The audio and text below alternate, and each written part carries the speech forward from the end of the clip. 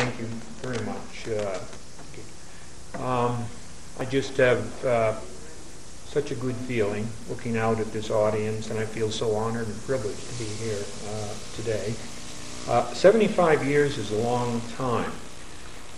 Long ago, when I was studying history, something very important that happened in 1931 was something called the Smoot-Hawley Tariff, a law that was, supposedly not a good thing.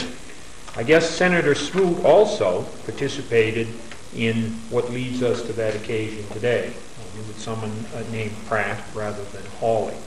History moves in strange ways. The Athletics won the World Series that year, and there ends what I know about 1931.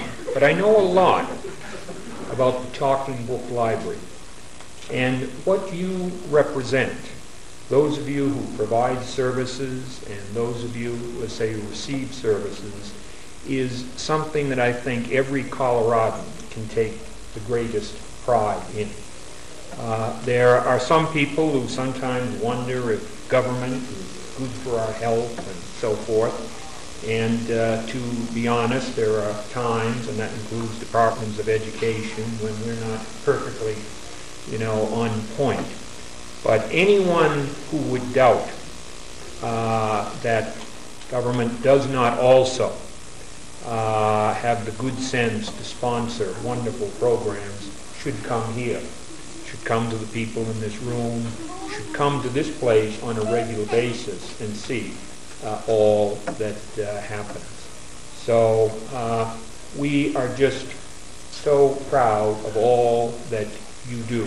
What you do has touched countless lives through 3/4 of a century, down all those days and years. It can't be measured, but it is a wonder beyond compare. With that, I would like to introduce my boss, one of them anyway. The people who provide the money, well, maybe they get the money from someone else, but the Department of Education is overseen by our State Board of Education, who are elected from congressional districts. And with the election of Mrs. Littleton, we receive the benefit of the leadership of a truly committed educator. Her background in education is exceptional, and it is highly varied.